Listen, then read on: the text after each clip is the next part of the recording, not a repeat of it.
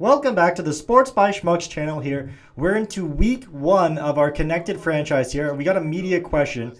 It's asking me that the Bills came off a bad season last year, and apparently we didn't have a good preseason. So where are we going to be heading this year? So there's a couple different options. One's a win now mentality. Other is to wipe the slate clean. There's only 16 games ahead of us, blah, blah, blah. And the other is a win or losses are irrelevant, and it's all about going to the Super Bowl. So with the team that I've got, I picked the one that, it's a new season. We just want to make the playoffs. So as we go through the roster, I made some changes in the preseason. I added Kirk Cousins for some depth and maybe give EJ Manuel a challenge. Running back stayed the same. Fullback doesn't really matter. Same thing. Didn't really make any changes in the wide receivers, but I did add Jermaine Gresham and Orlando Franklin through the trading block. Very easy to trade through the trading block. Pretty much very difficult if you don't do it that way, but that kind of balanced out the offensive line. Really that's pretty much the major changes I made to this team. For future games, I switched Mario Williams to I think it was a right outside linebacker. It made that a bit weaker, but it also allowed me to have, instead of having Manny Lawson on the bench, it gave me him as one of our starters. We had a very good starting line, and then we had another strong outside linebacker to have in that game. So it was very nice to have that. See, like Manny Lawson, I think this is me changing around right here. Exactly, yeah. So you see me moving, brought him down, and then Williams is taking over as starting right outside linebacker. Cornerbacks, I ended up trading Leotis McKelvin in a trade for Micah Hyde. No, it wasn't a Micah Hyde trade. It was in the trade for Gresham, I believe. Anyways, Leotis McKelvin, longtime Bill, is gone. It was between him or one of the other cornerbacks, but the other cornerback had a very, very good potential, and I just decided to keep him instead. As it goes to punt return and kick return, I'm not getting C.J. Spiller anywhere near that based on his injury history, at least in real life. And I'd still have Fred Jackson, but I'd prefer not to have C.J. Spiller get injured kicking the ball. And let's get a look now. Kirk Cousins in the practice mode, in the drills, to see how he fares with this new offense. That's a nice completion there to Mike Williams. And then another play coming up here. A crossing pattern there. I believe that was to Mike Williams again.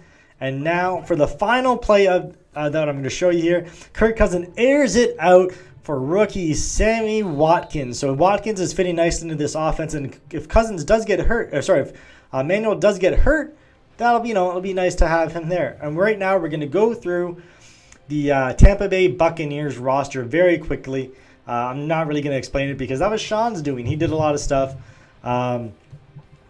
He is still figuring out how to actually capture his gameplay. But right now, until then, I'm just going to be showing like week by week box scores and things like that. As you can see, make what you want of his team. My team, I'm happy with it for now. Just going to see how it goes heading into the regular season and into hopefully the postseason. And what happened there? What? One accidental simulation. Yes, I accidentally simulated my week one win. Week one, it ended up being a win against the Bears. We won 26-10. Pretty strong offensive performance. 344 total yards gained. Just disappointing that I accidentally simulated that game. There you see, Cousins came in for. Okay, funny story with Cousins. He came in for one play and threw an 89-yard touchdown bomb. I believe it was to Mike Williams. We'll check that when we go to the next screen for the newer stats. But it's just kind of funny how things work out. Cousins throws one pass, completed, 89-yard touchdown. So I don't know what happened there. I don't know if Manuel got hurt or whatnot. But there you have it. Kirk Cousins has a touchdown, and Manuel has 2 interceptions. Did you see Spiller's numbers? 102 yards. Bested Forte on the ground, almost doubling him. Mike Williams, there you go. He's the beneficiary of that 89-yard touchdown pass by Kirk Cousins. We'll get right into defense here. There you go. Kiko Alonso led the Bills in tackles with 8. Sacks, he had one as well. So good for him. And then interceptions, Chris Conte had one, and I believe it was Mario Williams, I should say, with the interception for Buffalo, picking off Jay Cutler. So that's for that game. We won our week 1 game. We're going to head over to the week 1 game for the Tampa Bay Buccaneers.